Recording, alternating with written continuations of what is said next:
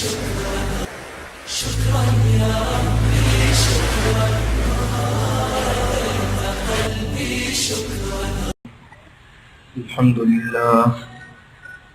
لله نحمده ونستعينه ونستغفره ونؤمن به ونتوكل عليه ونعوذ بالله من شرور أنفسنا ومن سيئات أعمالنا من يهده الله فلا مضل له ومن يضلل فلا هادي له ونشهد أن لا إله إلا الله وحده لا شريك له ونشهد أن سيدنا وسندنا وحبيبنا وشفيعنا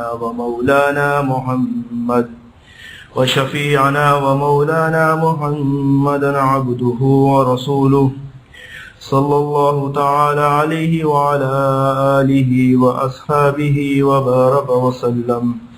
أما بعد فأعوذ بالله من الشيطان الرجيم. بسم الله الرحمن الرحيم. يوم لا ينفع مال ولا بنون إلا من أتى الله بقلب سليم. صدق الله العلي العظيم.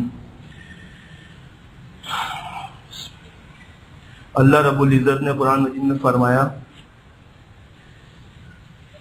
کہ یوم لا ینفع، وہ دن روز محشر کا دن نفع نہیں دے گا. لا ینفع، نفع ینفع، نفع ینفع، ینفع لگا دیا اللہ رب العزت نے مستقبل کی بات، حالن بھی اور مستقبلاً بھی، ابھی بھی اور بعد میں بھی، یعنی روز محشر بھی. یوم لا ینفع، لا نہیں دے گا، ینفع نفع نہیں دے گا. مال ہوں، ہمارا مال، مال میں ہر چیز شامل آ جاتی ہے جو بھی ہمارے پاس ضرورت کی چیزیں ہیں. ولا بنون، ہماری اولاد، الا من اتى اللہ، مگر اللہ کا ذکر، بقلب سلیم، وہ دل جو اللہ رب العزت کے لیے حرام تمناؤں سے بچا کے رکھا تھا، قلب سلیم بنا کے رکھا تھا. حضرت فرماتے ہیں قلب سلیم کی 5 تعریف ہے. قلب سلیم کی 5 تعریف ہے. پہلی کیا ہے کہ وہ اللہ کے راستے میں مال خرچ کرتا ہو، اللہ کے راستے میں مال خرچ کرتا ہو. دوسری کیا ہے الذی یرشد بنی الحق، کہ اپنی اولاد کو دین سکھاتا ہو، نیکی کا کام سکھاتا ہو. تیسری تعریف قلب سلیم کی کیا ہے کہ اس کا دل عقائد باطلہ سے محفوظ ہو، شرک سے، کفر سے، بدعت سے، ہر طرح کی خرافات سے اس کا دل محفوظ ہو. اور چوتھی تعریف کیا ہے کہ ایسے اعمال نہ کرتا ہو کہ جس کو جہنم میں لے کے جانے والے ہوں. اور 5ویں تعریف کیا ہے کہ اس کا دل تمام مخلوقات سے خالی ہو، اور اس کے دل میں صرف اللہ کی ذات. والے فرماتے قلب سلیم وہ دل ہے کہ جس میں ہر لمحہ، ہر وقت اللہ رب العزت کی یاد کا موتی قائم رہے.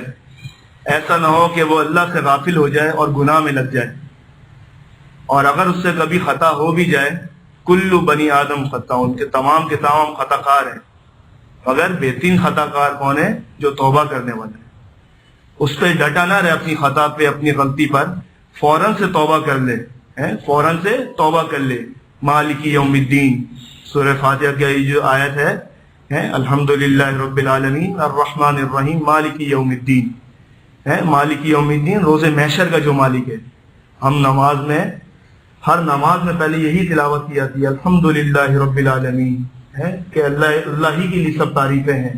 اور رب العالمین، اللہ رب العزت نے یہاں فرمایا رب العالمین، تاکہ جب بندہ کہے کہ الحمدللہ رب العالمین، ہے کہ تمام تعریفیں کس کے لیے؟ رب العالمین. جب یہ رب کہے گا، رب وہ ہوتا ہے جو پالتا ہے، تو اس کو ساری اللہ رب العزت کی عنایت اس پر فوراً کھل جائیں گی کہ میں اپنے رب کی تعریف کر رہا ہوں، میں اپنے رب کی تعریف کر رہا ہوں الحمدللہ رب العالمین. اس کو فوراً اللہ رب العزت کی ساری جو اس کے اوپر اللہ تعالیٰ کی قدرت کار فرما ہے. ہمارے فرماتے ہیں ہم جو روٹی کا ایک لقمہ لیتے ہیں اور اس کو توڑ کے سالن کی طرح کھا لیتے ہیں یا سوکھا بھی کھا لیتے ہیں، کہ اس ایک لقمے کے لیے کتنی اللہ رب العزت کی مخلوق پوری کائنات میں کار فرما ہے.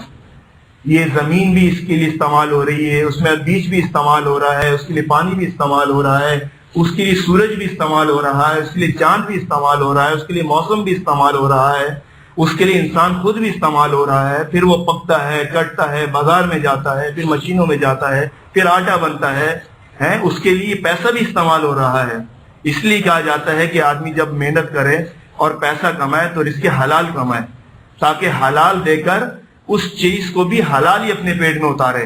وہ چیز تو حلال اللہ نے بازار میں پہنچا دی تھی، لیکن تو نے حرام کے پیسے دے کے اس کو بھی حرام بنا کے اپنے پیٹ میں اتار لیا اور جہنم کا مصداق بن گیا، جہنم کا مصداق بن گیا۔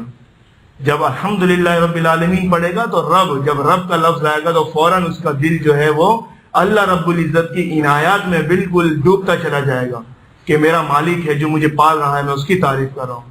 آگے اللہ رب العزت الرحمن الرحیم اپنے دو ناموں کا اللہ نے بیان فرما دیا ہے کہ رب کون؟ جو رحمان بھی ہے رحیم بھی ہے، جو رحمان ہے رحیم بھی ہے۔ رحمان اللہ کی صفت، رحمان کی جو تجلی ہے وہ پوری دنیا کی تمام مخلوقات پر ہے، ان میں کوئی امتیاز نہیں ہے کہ کلمے والے پر ہے، غیر کلمے والے پر نہیں ہے، سب پہ رحمان کی جو ہے اللہ کی صفت رحمان کی تجلی کار فرما ہے۔ یہ جو سورج نکلتا ہے اس سے ساری دنیا کے انسان فائدہ اٹھاتے ہیں، اس میں ایمان والے بھی ہیں، غیر مسلم بھی ہیں، یہود و نصارہ بھی ہیں۔ چاند نکلتا ہے اس سے بھی سب فائدہ اٹھاتے ہیں، یہ سمندر دریا سے سب فائدہ اٹھاتے ہیں۔ لیکن جو رحیم اللہ کی صفت ہے، جو اللہ کا نام رحیم ہے، یہ اللہ نے صرف ایمان والوں کے لیے رکھا ہے میرے دوستوں۔ اور یہ روز محشر اللہ رب العزت کی تجلی اللہ ظاہر فرمائیں گے۔ جب وہاں بندہ گناہ گار پھنسا ہوگا تو اللہ اس نام رحیم کی تجلی کی برکت سے معاف فرما کے جنت عطا فرما۔ اس میں اللہ نے مسلمانوں کو صرف امتیاز بخشا ہے کہ جو صفت رحیم ہے اللہ کی، اس کی تجلی اس دنیا کے ختم ہو جانے کے بعد روز محشر اللہ رب العزت فرمائیں گے الرحمن الرحیم مالک یوم الدین، کہ وہ رحمان بھی ہے، رحیم بھی ہے، اور مالک یوم الدین روز محشر کا مالک بھی ہے، روز محشر کا مالک بھی ہے۔ مالک میں اور حاکم میں فرق ہوتا ہے۔ مالک وہ ہوتا ہے جو ملکیت رکھتا ہے، اور حاکم جو ہوتا ہے کہ جیسے ابھی کوئی حکومت میں ہے تو اس کو حاکم کہا جائے گا کہ یہ حاکم وقت ہے، وہ ہٹے گا دوسرا آ جائے گا۔ لیکن اللہ رب العزت یا مالک یوم الدین لے کر آئے کہ میں روز محشر کا مالک ہوں، وہاں کسی کی کچھ نہیں چلے گی، اللہ رب العزت کا جلال ہوگا۔ جب روز محشر کا نظام قائم ہو جائے گا، حدیث شریف میں آتا ہے، ہم نے اپنے حضرت سنا کہ اللہ رب العزت کا ایسا جلال ہوگا کہ تمام انبیاء کرام سوائے جناب نبی کریم صلی اللہ علیہ وسلم کے، تمام انبیاء کرام صرف نفسی نفسی کر رہے ہوں گے۔ آدم علیہ السلام جو ہمارے ابا ہیں وہ بھی، ابراہیم علیہ السلام، ابراہیم خلیل اللہ، موسیٰ کلیم اللہ، عیسیٰ روح اللہ، جتنے بھی بڑے بڑے پیغمبر ہیں سب نفسی نفسی، ساری امتیں جائیں گی ان کے پاس۔ حضرت آدم علیہ السلام کے والد پہلے جائیں گا، نہیں میں اللہ سے سوال نہیں کر سکتا، میں تو پہلے جو ہے مجھ سے بھول ہو گئی تھی، مجھے تو ڈر ہے کہ اللہ اس پہ نہ پکڑ جائے۔ ابراہیم علیہ السلام کے پاس جائیں گے، موسیٰ علیہ السلام کے پاس جائیں گے، عیسیٰ علیہ السلام کے پاس، سب منع کر دیں گے کہ ہمارے بس کی بات نہیں، ہمیں تو اپنی فکر ہے۔ صرف جناب نبی کریم صلی اللہ علیہ وسلم وہ واحد شخصیت ہوں گی وہاں پر کہ جب ساری کائنات کی جو مخلوق ان کے پاس جب جائے گی تو پھر اللہ کے نبی اپنے رب کے دربار میں جو ہے سجدہ کریں گے تو اللہ پھر معاملہ شروع فرما دیں گے۔ وہاں لوگ صرف اس لیے بےتاب ہوں گے ہمارا حساب کتاب شروع ہو جائے، جنت دوزخ کی تو فکر ہوگی نہیں، کیونکہ اتنا وہاں اللہ کا خوف ہوگا دوستوں، وہاں اتنا خوف ہوگا۔ یا تم بڑے آسانی سے کہہ دیتے ہیں یار دیکھا جائے گا، جو ہوگا تو دیکھا جائے گا۔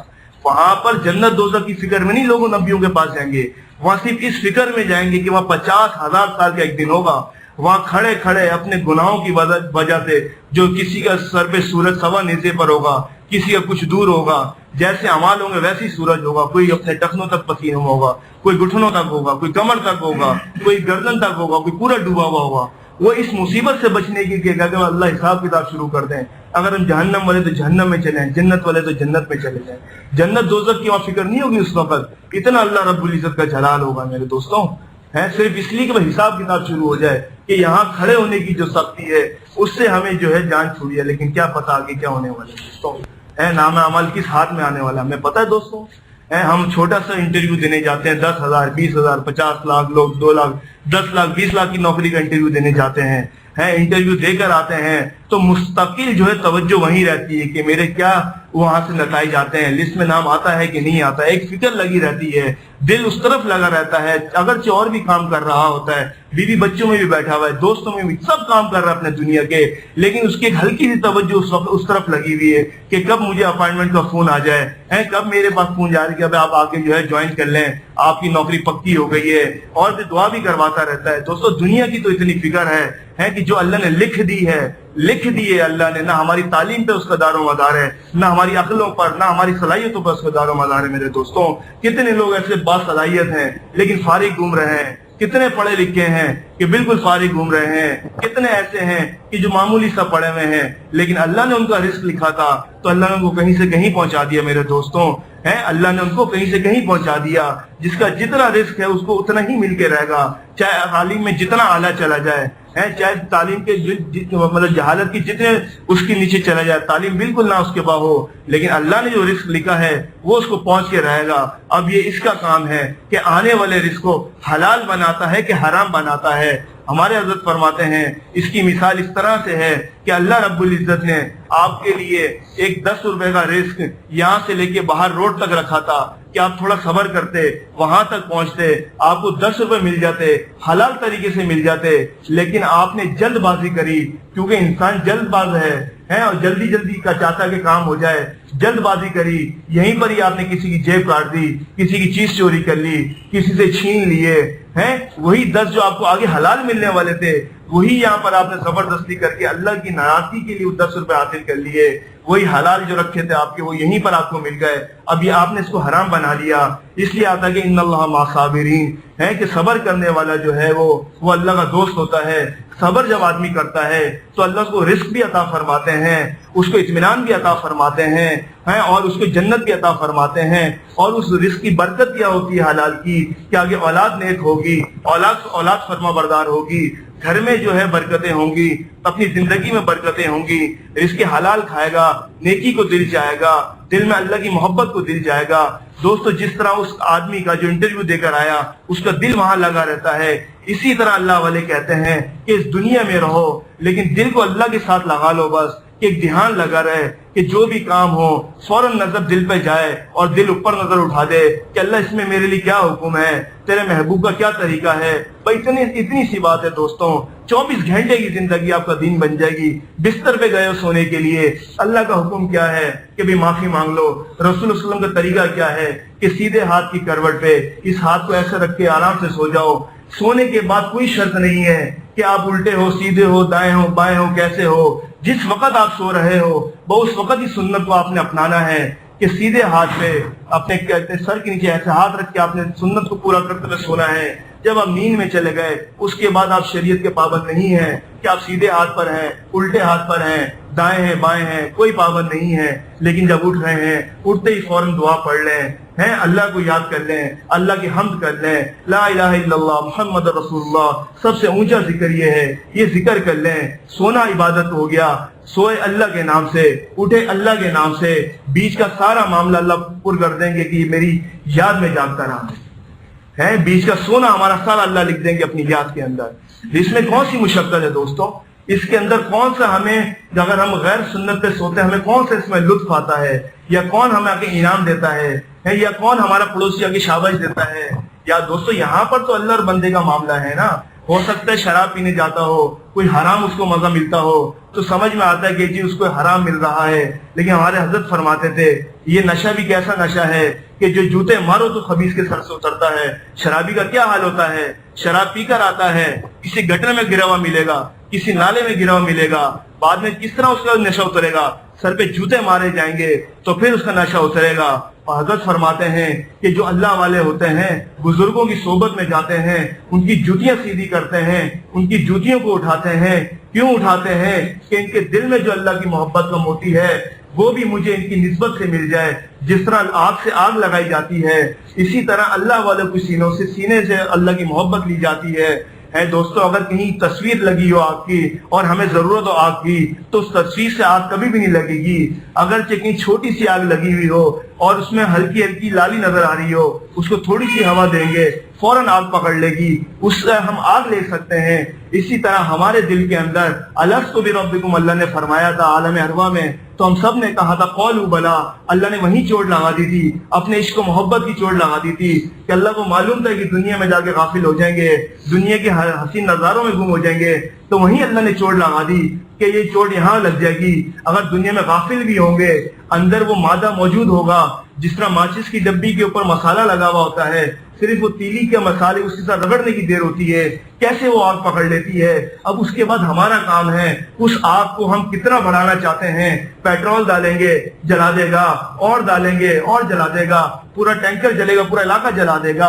اسی طرح اللہ کی دوستی کے حاصل کرنے کے لیے جس اللہ کے بعد، اللہ والے کے بعد جتنا زیادہ رہو گے، جتنا اس کے دل کے اندر اترتے چلے جاؤ گے، جتنا اس کے دل کے ساتھ اپنے دل کو لگاتے چلے جاؤ گے، اتنی اللہ کی محبت کی آگ تیز ہوتی چلی جائے گی۔ جتنا ان سے دوری رکھو گے، صرف ملنا جلنا رکھو گے، سلام دعا رکھو گے، تو آگ وہیں تک رہے گی۔ جتنا دل کو رگڑتے چلے جاؤ گے ان کے ساتھ، دوستوں ہم دیکھتے ہیں کہ آئل ٹینکر پھٹ گیا، کیا یہ پوری بستی کو جلا دیا۔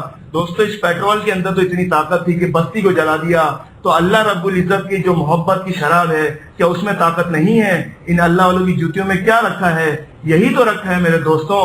مولانا شاہ اشرف علی صاحب تھانوی رحمۃ اللہ علیہ، مولانا رشید احمد گنگوئی رحمۃ اللہ علیہ، مولانا قاسم نانیتوی رحمۃ اللہ علیہ، یہ تین شخص، مولانا قاسم نانیتوی رحمۃ اللہ علیہ جو کہ دارالعلوم دیوبند کے بانی تھے اور پوری دنیا میں مدارس کا نظام کے بانی بھی یہی ہیں، انہوں نے مدرسے کی بنیاد رکھی تھی۔ اتنے بڑے عالم تھے، اتنے بڑے عالم تھے کہ مولانا اشرف علی تھانوی رحمۃ اللہ فرماتے تھے کہ 100 میل تک ان کے مقابلے کا کوئی عالم نہیں ہے، اور وہ زمانہ وہ تھا کہ ہر گھر میں علم تھا۔ آج تو خالی پڑا ہوا ہے، گنے چنے چند لوگ ہوتے ہیں، کوئی عالم ہے، کوئی حافظ ہے۔ وہ دور تھا کہ ہر گھر میں علم بھرا ہوا تھا، اس زمانے کے اندر 100 میل تک ان کے مقابلے کا عالم نہیں تھا۔ یہ تین اشخاص ایسے ہیں، مولانا قاسم نانیتوی رحمۃ اللہ علیہ، مولانا رشید احمد گنگوئی رحمۃ اللہ علیہ اور حضرت تھانوی رحمۃ اللہ علیہ۔ لیکن تینوں حضرات کس کے پاس جاتے تھے؟ حاجی امداد اللہ مہاجر مکی رحمۃ اللہ علیہ کے پاس۔ حاجی امداد اللہ مہاجر مکی رحمۃ اللہ علیہ حاجی میاں نور محمد صاحب رحمۃ اللہ علیہ کے خلیفہ تھے، ان کے خلیفہ تھے، اور حاجی امداد اللہ مہاجر مکی رحمۃ اللہ علیہ کوئی اتنے بڑے علمی عالم نہیں تھے، لیکن کیا تھا، دل میں اللہ کے قرب کا وہ مقام حاصل تھا کہ جب بڑے بڑے علماء ان کی جوتیوں سیدھی کرنے گئے، ان کی صحبت میں گئے، تو پھر بعد میں اپنی کتابوں میں لکھتے ہیں کہ ہم نے مدارس میں جو نام پڑھے تھے کہ گلاب جامن کا نام یہ ہے، برفی یہ ہے، فلاں یہ ہے، تو اس کی لذت ہم نے حضرت حاجی صاحب کی جوتیوں میں آ کے چکی ہے، حاجی صاحب کی جوتیوں میں آ کے چکی ہے۔ دوستوں یہ درد دل جو ہے یہ کوئی معمولی چیز نہیں ہے، یہی وہ درد ہے جو اللہ کا قرب دلاتا ہے، اور یہی درد کا دل کو قلب سلیم بناتا ہے۔ ہمارے حضرت فرماتے ہیں مولانا جلیل صاحب دامت برکاتہم کہ قبر میں جب بندہ اتارا جائے گا، جب میت رکھی جائے گی، اور جب دفنانے اور دفنا کے چلے جائیں گے، تو فرشتے آتے ہی سب سے پہلا کام اس کا دل دیکھیں گے کہ اس کے دل کے اندر کیا ہے۔ دل میں مولا ہے تو بس آرڈر آ جائے گا کہ اپنا کام پورا کرو، سوال جواب کرو، اور میرے بندے کو چھوڑ دو، میں جانوں اور میرا بندہ جانوں۔ دوستو یہ دل اتنا قیمتی ہے، یہ دل معمولی نہیں ہے۔ اس لیے تو اللہ نے جو ہے ایمان ہم کہا، اور ہم سے پوچھے آپ کا ایمان کہاں ہے، ہم کیا کہتے ہیں؟ بھائی میں نے دل سے کلمہ پڑھا ہے۔ ہم اپنی زبان سے اقرار کرتے ہیں کہ اللہ نے دل کو اس میٹیریل سے بنایا ہے کہ اس کے اندر اللہ کا تعلق آ سکتا ہے، اور کسی چیز میں تعلق نہیں آ سکتا، نہ آنکھوں میں، نہ کان میں، نہ زبان میں، نہ ہاتھ میں، نہ پاؤں میں، کسی چیز میں اللہ کا تعلق نہیں سما سکتا سوائے دل کے۔ ظاہری تو ہمیں گوشت کا لوتھڑا نظر آ رہا ہے، لیکن اللہ نے اس کے اندر جو صلاحیت رکھی ہے، ایک آدمی مکینک نظر آتا ہے کہ یہ گاڑیاں صحیح کرتا ہے، یہ اے سی صحیح کرتا ہے، یہ فلاں چیز صحیح کرتا ہے، نظر تو انسان آ رہا ہے وہ، لیکن اس کے اندر جو فن ہے، جو اس کا ہاتھ چلانے کا، دماغ کے سوچنے کا، وہ سب کا الگ الگ ہے کہ نہیں ہے؟ سب کا الگ الگ ہے نا۔ انسان تو سب ایک ہی طرح، سب کے دو ہاتھ ہیں، دو کان ہیں، دو آنکھیں، ایک زبان ہے، وہ ایک دماغ ہے، وہی سب کا وہی ہے، لیکن سب کی ذہانت میں فرق کیوں ہے؟ اسی طرح دوستوں یہ جو دل کے اندر کا میٹیریل اللہ نے رکھا ہے، یہ اللہ والوں کا الگ کیوں ہوتا ہے؟ یہ کوئی الگ چیز ہے، اس کی جسم سے کوئی مناسبت نہیں ہے کہ جس کے اندر آ کے اللہ کی تجلی ٹھہرتی ہے دوستوں، اور یہی چیز حاصل کرنے کا حکم ہے۔ دل گلستہ تھا تو ہر شے سے ٹپکتی تھی بہار، دل بیاں باں ہو گئے عالم بیاں باں ہے، تم سا کوئی ہمدم کوئی دمراز نہیں ہے۔ پھر آدمی کو یہ مقام حاصل ہوتا ہے اللہ کی محبت میں کہ وہ اکیلا بیٹھا ہوا ہے، گھر میں کوئی بھی نہیں ہے، خاموش بیٹھا ہوا ہے، لیکن کیا ہے کہ تم سا کوئی ہمدم کوئی دمساز نہیں ہے، باتیں تو ہیں ہر دم مگر آواز نہیں ہے۔ اللہ سے باتیں کر رہا ہوگا وہ ہے، لیکن زبان نہیں ہلے گی۔ دوستوں یہ اس وقت سمجھ میں آئے گا جب ہم وہاں تک پہنچ جائیں گے، اس کے لیے محنت کرنی پڑتی ہے، وقت دینا پڑتا ہے۔ ابھی میں کسی سے کہوں بھائی ڈاکٹری یہ چیز ہوتی ہے تو اس کی سمجھ میں نہیں آئے گا، اس سے کہا جائے گا تھوڑا سا وقت دے دو بھائی، 4-5 سال دے دو، وہ دے دے گا۔ جب دے دے گا تو پھر بتانے کی ہمیں ضرورت نہیں پڑے گی، ہیں تو نے مجھ کو کیا سے کیا شوق فراواں کر دیا، پہلے جا پھر جانے جا پھر جانے جانا کر دیا، پھر اس کو بتانا نہیں پڑے گا ہے کہ کیا مقام ہوتا ہے یہ، کہ تم سا کوئی ہمدم کوئی دمساز نہیں ہے۔ پھر وہ خود کہے گا کہ واقعی میں۔ اس کے لیے شرط کیا کہ تھوڑا سا وقت دینا پڑے گا، اللہ والوں کی جوتیوں میں جانا پڑے گا، ان کی جوتیاں سیدھی کرنی پڑے گی، ان کی صحبت میں رہنا پڑے گا۔ دوستو کچھ میسر نہ ہو ذکر اللہ کا شروع کرتے ہیں، اللہ بھی ذکر اللہ تطمئن، صرف ذکر واحد وہ چیز ہے جس سے دل کو سکون حاصل ہوتا ہے، اور دنیا میں کوئی چیز نہیں ہے کہ جس سے ہمارے دل کو سکون مل سکے، نہ ہمارے پیسے میں، نہ ہماری بیوی میں، نہ بچوں میں، کسی چیز میں سکون نہیں ہے دوستوں سوائے اللہ کے ذکر کے۔ اللہ بذکر اللہ، کہ اللہ کا ذکر کریں گے دلوں کو اطمینان حاصل ہوگا، دلوں کو سکون حاصل ہوگا۔ جب دلوں کو سکون اطمینان حاصل ہوگا تو اس کے پورے جسم میں سکون اطمینان ہوگا میرے دوستوں، پورے جسم میں سکون اطمینان ہوگا۔ اس لیے اس کی خوب کوشش کرنی چاہیے کہ اپنے قریب میں کوئی بھی اللہ والا ہو اس کی صحبت میں جائیں اور کسی اللہ والے سے بیعت ہو جائیں۔ بیعت ہونا کیا ہے دوستوں؟ ایک طرح سے اپنے کو اس کے حوالے کر دینا ہے، اپنے کو اس کے حوالے کر دینا ہے۔ لیکن ہمارے حضرت فرماتے ہیں کہ بیعت ہونے سے پہلے اس اللہ والے کو دیکھ لو، اس شخص کو دیکھ لو کہ شریعت کا پابند ہے، کہ بدعت تو نہیں کرتا پھرتا، شریعت کا پابند ہے، اللہ کے احکامات کی پابندی کرتا ہے، نماز جماعت کے ساتھ پڑھتا ہے، 5 وقت کی نماز پڑھتا ہے، جو چیزیں فرائض پوری کرتا ہے۔ پھر سنت دیکھ لو کہ سنت کا کتنا متبع ہے، سر کے بال سے پاؤں کے ناخن تک اس کو دیکھو کہ سنت پہ کتنا چلتا ہے۔ تیسرے نمبر پہ اس کے تقوی کو دیکھو کہ متقی کتنا ہے، خود کتنا تقوی سے رہتا ہے، خود دیکھو کہ کتنا تقوی سے رہتا ہے۔ پھر دیکھو کہ لوگ اس کی مجلس میں آتے ہیں کہ نہیں آتے۔ جب یہ سب چیزیں مل جائیں تو پھر آنکھ بند کر کے اس سے بیٹھو، پھر اس سے آنکھ بند کر کے بیٹھ ہو جاؤ۔ لیکن ویسے ہی پہلی آنکھ نہ بند کر لو کہ داڑھی موڑ ہے تو چلو جی بیٹھ ہو جاؤ، نہیں۔ جو خود سنت پہ نہیں ہے آپ کو کہاں سے دین پہ لے جائے گا دوستوں؟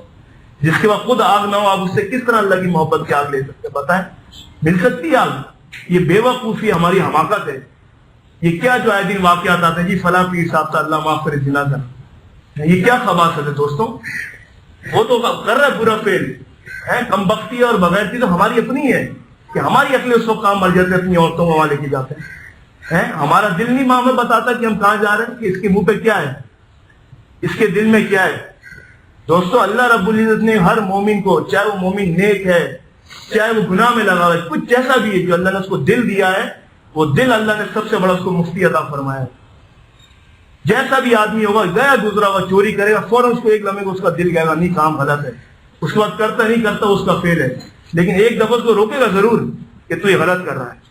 تو دوستو کم سے کم اپنے دل سے فیصلہ لے لیا کرو کہ ہم یہ جا رہے ہیں۔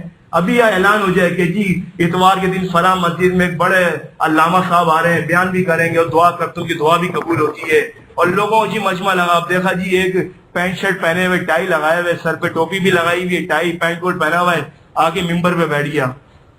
بتاؤ آپ لوگوں کا دل کیا کہے گا؟ پوچھتا ہوں آپ لوگوں سے سوال کرتا ہوں۔ شرابی بھی ہوگا، ایمان والا ہوگا، وہ بھی کہے گا یہ کہاں سے مفتی ہو گیا، یہ کہاں سے علامہ ہو گیا۔ اس کو بھی پتہ ہے کہ اللہ والے کی پہچان کیا ہے۔ اللہ رب العزت نے اپنا تعلق اتنا عام رکھا ہے کہ اگر کوئی دین نہ بھی پڑھ سکا اس کو بھی پہچان پتا ہو کہ اللہ کا ولی کون ہوتا ہے اور غیر ولی کون ہوتا ہے۔ یہ اللہ رب العزت کا فضل ہے۔ ہماری آخرت ہمیشہ کی دوستو، وہاں کی ضرورت کیا ہے؟ تلاوت قرآن ہے۔ وہاں کی ضرورت کیا ہے؟ تلاوت قرآن ہے، نیک اعمال ہے۔ پیسے رکھیں اللہ نے تلاوت قرآن سیکھنے بتاؤ میرے دوستوں، کہیں پیسے رکھیں اللہ نے؟ جہاں چاہے کسی قاری صاحب سے مفت پڑھ لو۔ کیوں؟ ہمیشہ کی جو ہماری زندگی آنے والی ہے اس کے لیے ضروری ہے۔ قیامت کے دن کوئی یہ نہ کہ کہہ سکے اللہ میں تو اتنا غریب تھا کہ کپڑے بھی پورے نہیں تھے تو قرآن کہاں سے پڑھتا پیسے دے کے ہیں، تو اللہ نے وہ چیز مفت رکھ دی تاکہ قیامت کے دن کوئی عذر پیش نہ کر سکے کہ میں پیسے نہیں تھے میں کہاں سے قرآن پڑھتا۔ تو ہماری اپنی غفلت ہے دوستوں، ہمارے نفس کا خبیث پنا ہے یہ کہ ہم اللہ کو دھوکہ دیتے ہیں، معاف کریں اللہ میں معاف کر دیں، کہ ہم اللہ کو دوا دیتے ہیں۔ اللہ نے تو مفت رکھی ہے دوستو، زندگی کے لیے ہمارے جسم کے لیے کیا چیز ضروری ہے؟ سب سے اہم چیز کیا ہے؟ ہوا ضروری ہے، آکسیجن ضروری ہے. پیسے ہیں کوئی آکسیجن کے؟ اللہ سب کو دے رہے ہیں، کافر کو بھی دے رہے ہیں، فاسق کو بھی دے رہے ہیں، فاجر کو بھی دے رہے ہیں. اس سے دیکھ لو اللہ کی شان کریمی دوستوں، اس سے پہچان لو. ہیں مسلمانوں کو قتل عام کر رہے ہیں یہود نصارہ، ان کو بھی اللہ زندہ رکھا ہوا نہیں رکھا ہوا؟ اللہ کی قدرت نہیں ان کو فوراً غرق کر دے زمین میں، ہے نا قدرت. لیکن کیا اللہ کی رحمت ہے. حساب کا معاملہ روز محشر ہے. تو ایمان والے کا کیا تقاضا ہے؟ اللہ کیا چاہتے ہیں ہم سے کہ جس نے کلمہ پڑھ لیا وہ تمام کی تمام اپنی چیزیں اللہ رب العزت کے حوالے کر دے، بس اپنے دل سے تمام غیر اللہ کو نکال دے، اللہ کی ذات کو لیا ہے. اور مشکل نہیں ہے، یہ مشکل نہیں ہے. آپ نے یہاں بیٹھے بیٹھے نیت کر لی، یہیں بیٹھے بیٹھے نیت کر لی کہ اللہ، زبان بھی نہیں لائی، بس دل میں سوچ لیا اللہ میں آج سے سارے غیر اللہ کو نکالتا ہوں، بس آپ آ جائیے. ایک لمحہ بھی نہیں لگے دوستوں، لمحہ بھی ہماری زبان سے کہنے کی بات ہے. یہاں اگر نکلیں گے یہاں اللہ آ جائے گا، کیونکہ دل خالی نہیں رہ سکتا، وہاں لازمی کوئی نہ کوئی ہونا چاہیے. جب غیر نہیں ہوگا تو اللہ ہی اللہ ہے، جب غیر نہیں ہوگا تو اللہ ہی اللہ. کبھی شیطان وسوسہ بھی ڈالتا ہے کہ اللہ کا ہے، نہیں. جب اپنے دل کو بس دیکھ لو، دھیان کر لو کہ تمہارے پاس غیر تو نہیں ہے، دنیا سے محبت کا مادہ تو نہیں بھرا ہوا، نہیں بھرا تو بس اطمینان رکھو کہ اللہ ہی اللہ میرے دل میں، کہ اللہ ہی اللہ. بس اللہ تعالیٰ مجھے بھی ہم سب کو عمل کرنے کی توفیق عطا فرمائے. وآخر دعوانا ان الحمدللہ رب العالمین. ایک اعلان ہے کہ انشاءاللہ اگلے جمعے سے نا ٹھیک 1:30 بجے بیان شروع ہو جائے گا انشاءاللہ. اس کی میں بھی انشاءاللہ پابندی کروں گا، اور آپ سب سے بھی درخواست ہے کہ جلدی آنے کی کوشش کریں، کیونکہ دوستوں جو آپ کے سامنے باتیں پیش کی جاتی ہیں، الحمدللہ مولانا حکیم اختر صاحب رحمۃ اللہ علیہ پوری دنیا میں کسی بھی کونے میں چلے جائیں آپ، ایسا کونا کہ جہاں شاید چند انسان رہتے ہوں وہاں بھی حضرت کو لوگ جانتے ہیں. نیوزی لینڈ سے آگے فجی کا ایک علاقہ آتا ہے، آئی لینڈ کیا نام ہے، برف، جہاں برف ہی برف ہے، وہاں چند لوگ وہ بھی جانتے تھے حکیم اختر کو. اللہ رب العزت نے اپنے فضل سے اس فقیر کو ان کی 12 سال صحبت عطا فرمائی. اس کے بعد مولانا جلیل صاحب ہمارے جو حضرت ہیں، اور مولانا شیخ العزیز جو تھے، مفتی ولی حسن صاحب جو صاحب علم حضرات ہیں، علماء ہیں، حفاظ، وہ جانتے ہیں ان کے نام کو. مفتی ولی حسن صاحب کون شخص ہے، کتنا بڑا آدمی تھا. ہمارے شیخ ان کے خاص شاگردوں میں تھے اور خاص خدام میں تھے. تو ایسے شخص کی الحمدللہ صحبت حاصل ہے، تو انہی کی باتیں پیش کی جاتی ہیں. اس میں کوئی میرا اپنا کوئی کمال نہیں ہے، یہ سب انہی کی باتیں. اور جب بھی میں آتا ہوں پہلے حضرت سے دعا کرواتا ہوں اور پھر آتا ہوں، دعا کر کر میں آتا ہوں. دوستوں اب یقین کریں، قسم کھا کے کہتا ہوں کہ جمعہ اس ٹائم پڑھانا ہوتا ہے، پچھلی رات سے دعا مانگنا شروع کر دیتا ہوں کہ اللہ میں جا رہا ہوں. ہمارے شیخ نے ہمیں بات سکھائی ہے کہ دیکھو ترازو کے 2 پلڑے ہوتے ہیں، جو جھکا ہوا ہوتا ہے اس میں وزن ہوتا ہے، جو وزنی ہوگا وہ جھکا ہوا ہوگا، جس میں کچھ نہیں ہوگا وہ ہوا میں اڑے گا. تو شیخ نے فرمایا جب اوپر بیٹھو اپنے آپ کو خالی سمجھنا، جو نیچے بیٹھے یہ سب بھرے ہوئے اللہ کی محبت سے ہی، جب ہی جھکے ہوئے. تم اوپر بیٹھے ہو، تم خالی ہوا میں اڑ رہے ہو. اور دوسرا ہمارے شیخ نے فرمایا کہ جب تک آنے والے کو شہزادہ نہیں سمجھو گے اور اپنے کو بھنگی نہیں سمجھو گے کبھی فائدہ نہیں ہوگا. تو الحمدللہ آپ سب، ہم سب جنہوں نے کلمہ پڑھا آدم علیہ السلام کی اولاد ہیں، اور جنہوں نے نہیں پڑھا وہ بھی آدم علیہ السلام ہی کی اولاد ہیں. لیکن کلمہ پڑھ کے نسبت نبوت میں سے بھی حصہ مل گیا کہ آدم علیہ السلام جنت سے آئے ہیں، اور ہم سب کون ہیں جنہوں نے کلمہ پڑھا؟ ہم جنتی لوگ ہیں دوستوں. یہ تو ہماری اپنی کم بختی ہے کہ اللہ کو ناراض کر کے ہم دوسرے راستے پہ چل پڑتے ہیں. وہی وَلِسَانًا وَشَفَتَيْنِ وَهَدَيْنَاهُ النَّجْدَيْنِ، اللہ نے دھرائے پہ کھڑا کر دیا. اب پہلا قدم آپ اٹھا لو، بس نیکی پہ تو اللہ سامنے سے سینے سے لگا لے گا، برائی پہ تو پیچھے سے اللہ دھکا دے کے جہنم میں ڈالتے. تو ان بزرگوں کی بات پیش کی جاتی ہے، ان سے دعا کروا کر میں آتا ہوں، اور یہی نیت لے کر آتا ہوں کہ، اور ہمارے حضرت نے فرمایا تمہاری زبان سے تمہارے کان زیادہ قریب ہیں، دوسروں کے دور ہیں. تو پہلے اس بات پہ خود عمل کی کوشش کرو، اور جانے کے بعد اپنی اسی بات کو میں 2 دفعہ دوستوں سنتا ہوں اور سن کے کوشش کرتا ہوں کہ اپنی اس بات پہ عمل کروں. تو اس لیے فکر کر رکھے ہیں کہ انشاءاللہ اگلے جمعے سے ٹھیک 1:30 بجے بیان شروع ہو جائے گا، اور پہلے آنے کی کوشش کریں، کیونکہ اور یہ نیت لے کر آئیں.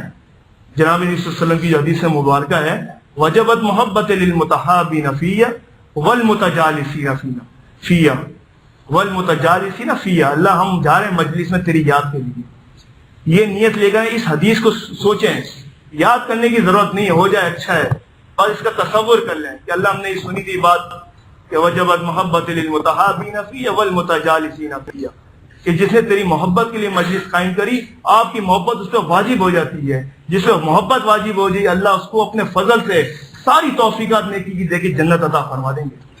نیت کر آ جائیں بس یہ کہ ہم یہ مجلس میں جا رہے ہیں اللہ کی محبت کے لیے جا رہے ہیں بس، اور ہمارا کوئی کام نہیں ہے۔ اگرچہ پڑوسی ہے ٹھیک ہے، اس سے ملاقات مفت میں ہو جائے گی، لیکن پہلے اول نومبر میں نیت کیا ہو، کیونکہ بخاری شریف جو پڑھتے ہیں علماء کرام اس کی پہلی حدیث کیا دوستوں، انما الاعمال بالنیات، ہمارے نے کیا فرمایا، پہلی حدیث کیوں یہ امام بخاری لے کر آئے، انما الاعمال بالنیات کیوں لے کر آئے کہ دیکھو اتنی بڑی حدیث پڑھنے جا رہے ہو، پیغمبر علیہ الصلوۃ والسلام کے ارشادات مبارکہ پڑھنے جا رہے ہو، نیت درست کر لو پہلے اپنی، انما الاعمال بالنیات، نیت درست کر لو، بغیر نیت کی درستگی کے دین بھی کام نہیں دے گا، تو دنیا کس طرح کام دے سکتی ہے ہمیں دوستوں بغیر نیت درستگی کے۔